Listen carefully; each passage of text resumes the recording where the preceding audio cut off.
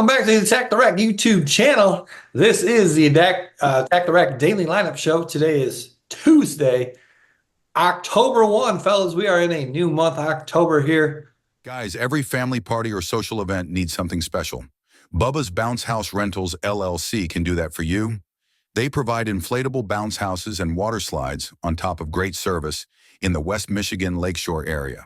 Call Bounce Master Sam at 616-485-0257 today and mention Attack the Rack to get $25 off your next rental.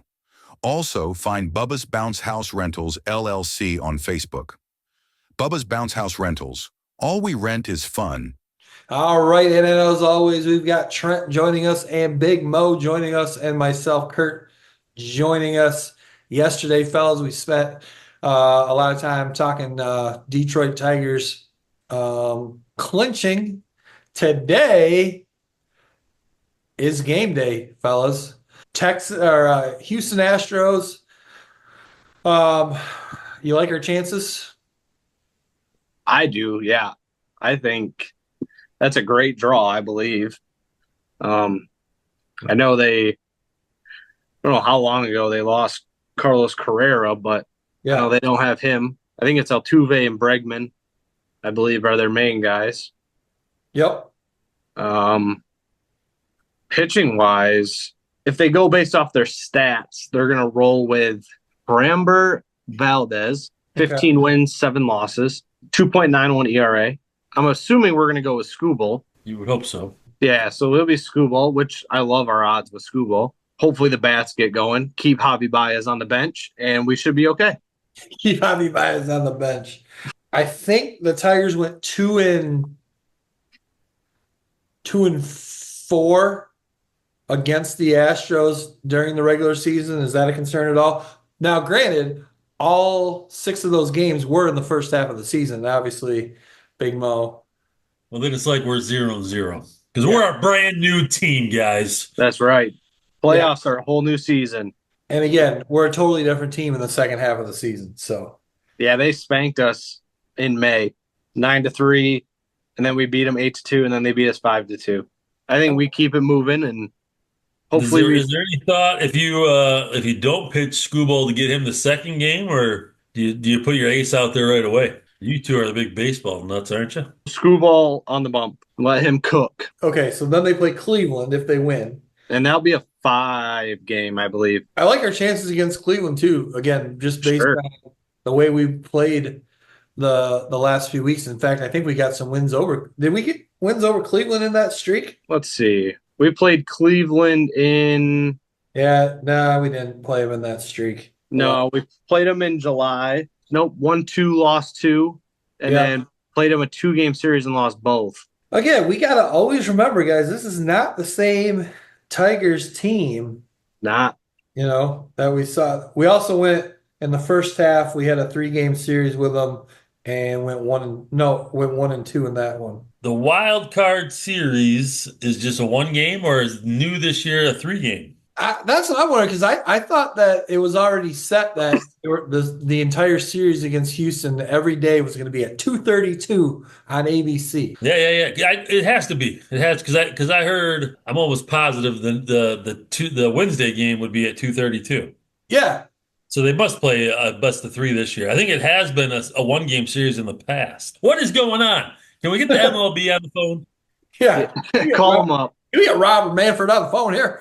All right, I'm on MLB.com. It is a 3-game series, all in Houston.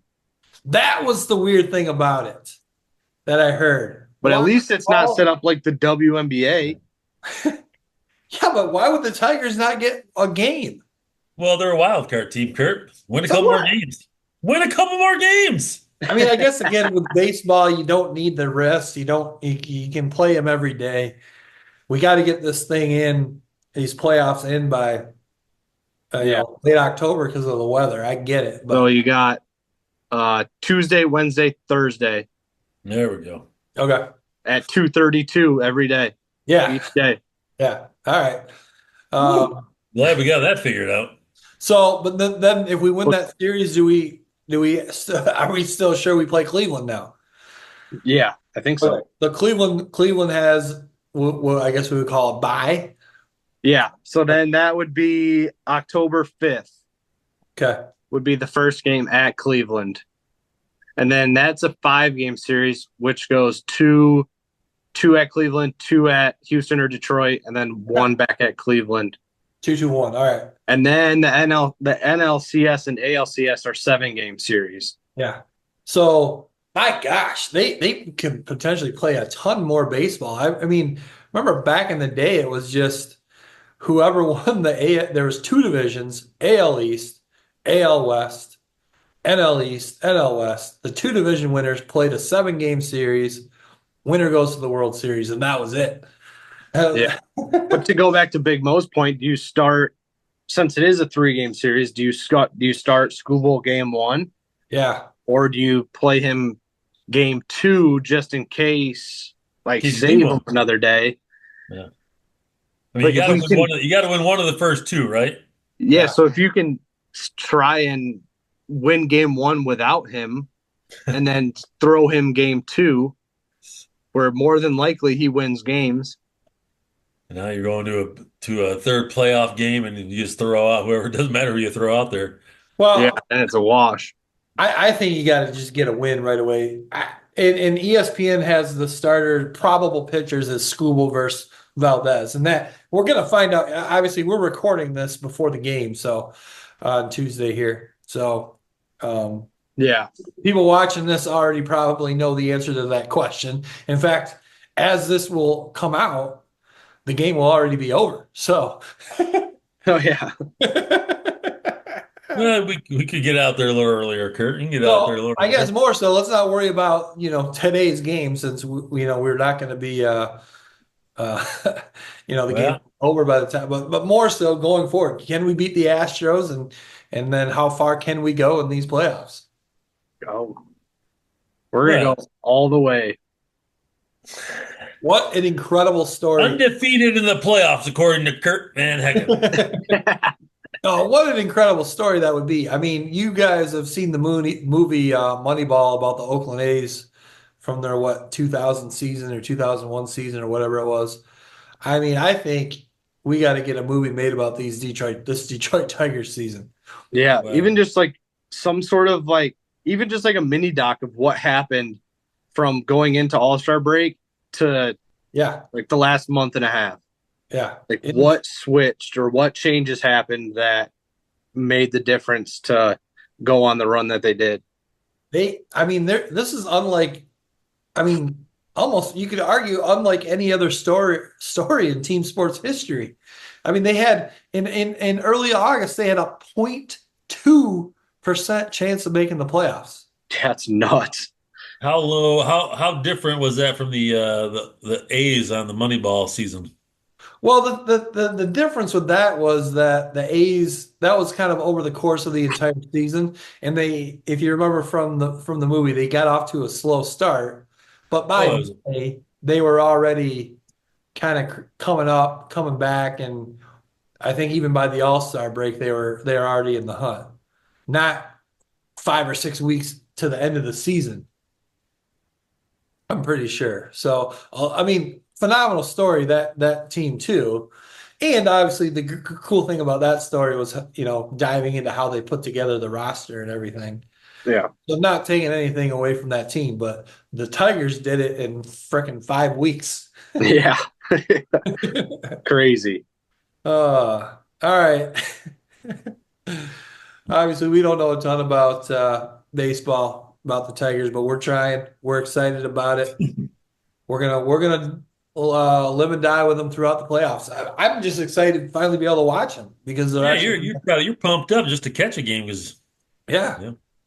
Well, you have YouTube TV as well. You don't got Bally Sports. I know I can't watch them either. So you have the app. no, I would never spend my day watching the Tigers. Come on. Yeah, That's like 3 hours of your life you can never get back. I will watch playoff games. So all right. And you're going to Lions versus Titans on the 27th. All right. All right, let's move on. Michigan squeaks away with a win over Minnesota. kind of a typical script for a Michigan game. They get off to a nice start. You think they're going to roll, and then it ends up being too close than it should be. Yeah, what do you, I mean, I, no controversy to me. The officials called what they called. Probably the wrong call. I do think it was touched by the Minnesota player. So I just Prior think it to was the wrong before call. 10 What's yards. before 10 yards, yeah. Um, Eh, but what Michigan's biggest concern is like these second halves, man. Have an idea that the other team is going to adjust, and Yeah. then you might need to adjust as well. Um, I will say on Orgy's interception, Kurt, Yeah. you're not going to know the name of the formation, but did you No. notice the formation they were in, or who was in the backfield? Well, I couldn't tell you now. is it what you wanted, Big Mo? Yes, With both Okay. of them? for two plays. The play before that, I believe, and I think probably maybe it was more, but I don't think it was. Because I don't think they ever went back to it. Mullins and Edwards on the field, and the tight end, what's his name? Loveland? Loveland. Loveland, wide open because Edwards was out in the flat. Yeah. I think they ended up faking a handoff to Mullins. Okay. Everyone jumped out to Edwards, and I mean, so. But there has to be more of that. I truly, again, just in my head, think there was only two plays. But I think that's maybe some of their best weapons. And you think you would watch the Baltimore Raven game last night and see how they use Lamar, and Yeah. maybe we should do some of those same type of things with Orgy. Like you got to adjust to like if you're going to play him, then you got to put him in some better spots to use his legs. Yeah. I mean, consider Um, some speed option stuff or some triple or some read options that something. actually make sense. Yeah. Like stop running a read option where you're putting the receiver in motion to the side you want to go to. True. Just run regular read option stuff. So I think they're okay still because I do think their defense is solid enough. And then hopefully, I think we got who's the next game? Iowa. We're finally going on the road. We're going to the Washington on Saturday. Washington. Yeah. Night game. So Washington. I think their defense can hold up for another game until we get a little more depth, maybe like get some guys ready. Yeah.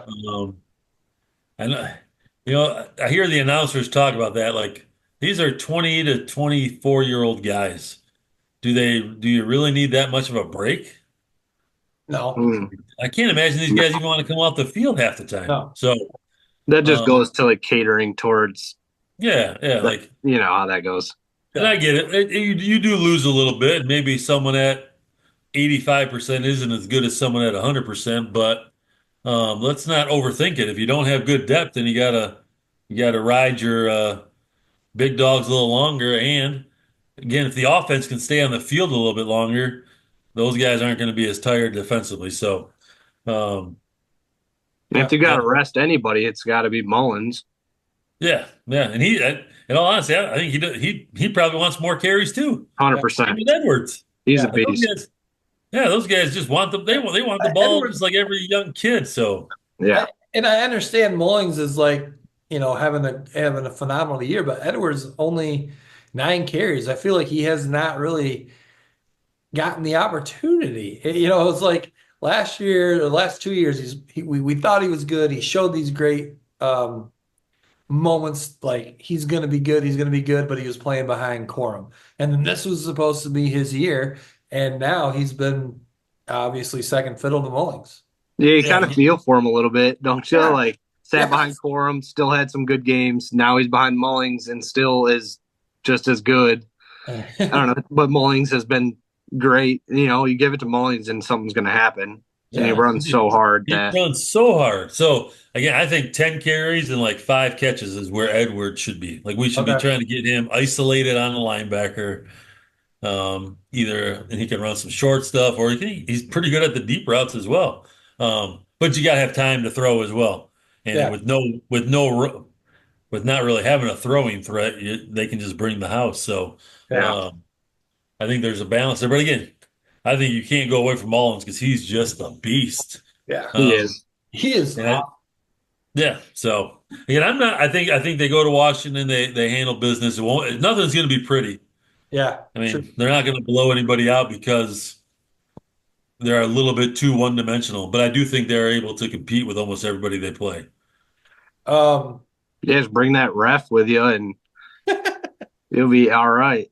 Oh, jeez. Hey, got to make the right call. It was not the right call. well, He called offsides, and he wasn't offsides. Well, he was over the line, wasn't he? No, Wasn't his body? no. it looked if you take the still photo, it looked like maybe his arm was. I don't know. You can't have any part cross the line. Oh, let the kids But like play. you said, ultimately it was Oh, it was touched before 10 yards anyway, so it all worked out, right? but that wasn't the call. No, well, there was no call. There was a call. I mean, So offsides. After Minnesota hops on it. I'm saying that there was no call on the touch. No, because there wasn't a touch. You don't think he touched it? I don't think so. A It weird didn't really hop. change trajectory at all. It stayed low. It had the big hop and then kind of rolled out. And I think it kind of went the other direction. That's just a personal preference. So yeah, I very had the one biased. view. I had a different view than you, Trent. Yeah. All I saw was a bad second half and That's true. tons of momentum for Minnesota. And if I think they tie it if they get that ball. If not, win it. I don't know. It just felt like they were almost in control that second half, and Michigan was just surviving. Yeah, no, they definitely felt like that for every Michigan fan. I don't know. I think Michigan rises to the occasion and thwarts the in there. Doesn't let them get a field goal, keeps them out of range. But Kind of some poor clock management too, right? yes, well, For again, that's a sure. Well, young quarterback. So yeah. Well, I mean, I think a lot of that falls on the coach. I'm trying to think of the last couple plays of that game. What was the well, like when they got he could have burned a little more time on each of those. I mean, in the oh last two plays, I think he could have burned like 10 to 15 more seconds. yeah, they Yeah. broke the huddle at like Actually, 23 or whatever and snapped it at like I think 14 or 15. Yeah. I think the announcers was saying combined it was probably more like 40 to 50 seconds.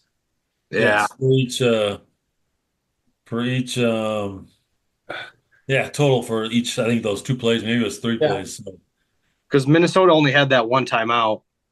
yes. Yeah. No, it shouldn't have been that hard. Michigan was the better team. Yeah. Um, Yeah. so Yeah. they found a way to win. And we don't want to knock Sharon Moore too much in his clock management because it appears that he does tune into our show, as we saw both Mullings and Edwards on the field for a couple of plays. He did give it a try. And, Coach Moore, you're watching again. We want to see more of that. See more. Let's go. Come on. All right, Trent. Read option, please. Trent, it's time to give you your moment to shine. Finally, your Ohio State Buckeyes played what we thought was going to at least be somewhat of a formidable opponent. Got rid of or finished up playing their MAC schedule and played a Big Ten team, Michigan State, who started out the season, 3-0?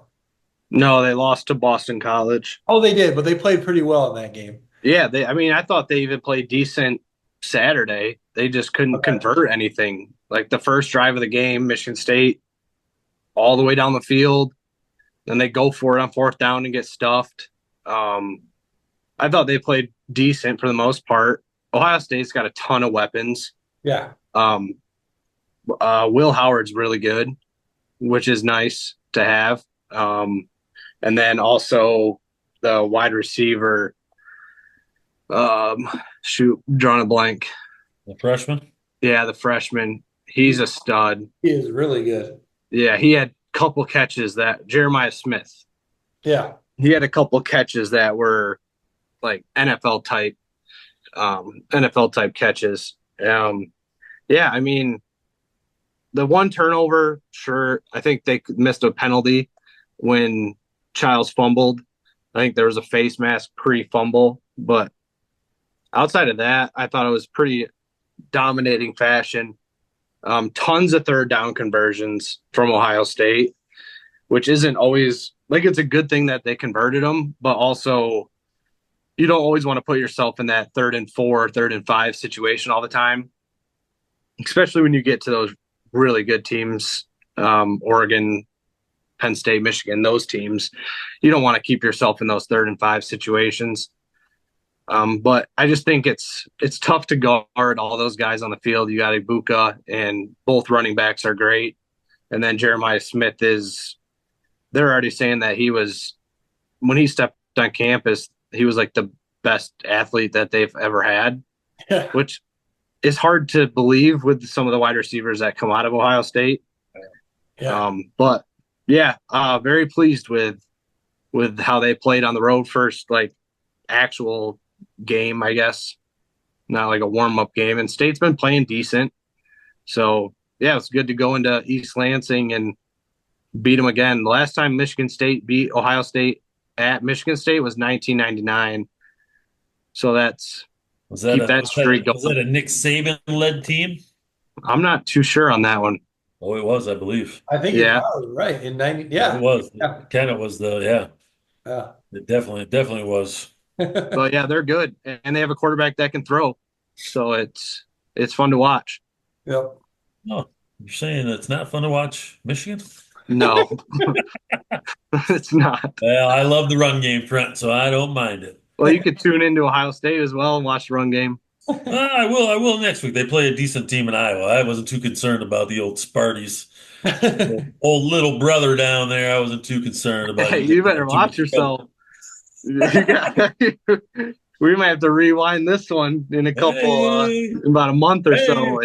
Come back for me. Come back for me, please. Well, hey, anything else college football wise, guys? Alabama, I had actually stopped watching that game. They were up like what, 21-0? I think it was 28-0. 28-0, and Georgia came all the way back and made it. What was the final? Like 34-28? Yeah, they scored at 34. They scored at the end. Unreal. Talk about good wide receiver though. That kid for Alabama, the 17-year-old or whatever. Yeah. Ryan Williams. That dude is unbelievable. He makes some open field moves that you have never seen before. That last touchdown, he had like 2 spin moves on it. Yeah, and he had one in the first half where he caught it and his back was to the defense and he kind of half spun and then turned around and then juked the guy out of his socks. So it was like, yeah, they might be really good. Well, they did bump up all the way from 4 to number 1, taking over Texas' spot, even though Texas won again. Oh, really? Yeah. Is that just because Ewers is out, or like Arch Manning's been playing unreal? Yeah. But they haven't really played anybody, have they? Michigan? No, they haven't. Come on, Michigan. They played Michigan with a backup quarterback. He might even be 3rd string by the time this is all said. That's true. If we had Alex Orji starting that game, it could have been a different story. We had J.J. McCarthy. We'd be great. No, Arch Manning, 26 out of 31, 324 yards, 2 touchdowns, no picks. Mississippi State stinks. They're terrible. Actually, you know who's good? Is you don't get to watch them a ton because they play at midnight all the time, but Boise State's running back, Ashton Jeanty, he's the real deal. He had 26 carries, 259 yards, and 4 touchdowns. Wow. And he just runs over people. He's a stud. Probably Heisman watch. Okay. I think you gotta put him on Heisman watch. This year he has 82 carries for 845 yards. Oh, so he's averaging like 10 yards a carry. 13 touchdowns. He had 14 touchdowns last year. Wow. Yeah, he's very good. I'm gonna look. This will be the for the Texas to go back to Texas a little bit. They got back-to-back ranked opponents, so Who do they play? they've got Oklahoma coming this week, and then they play Georgia the week after. So we'll get a much better idea Yeah. if whoever's quarterbacking at that point. I thought Get I an idea. maybe heard Quinn Ewers is back now. I'm not sure. I've not heard. Yeah. I just feel like they're better with him. I know Archie's been playing well, but like leadership purpose, I just feel like Ewers is a better quarterback Yeah. for them to have. Um, We're gonna find out. We'll find out here. all right, guys. Good show today. Anything else? I don't think so. All good. All right. We got one more this week tomorrow, and we will see you then.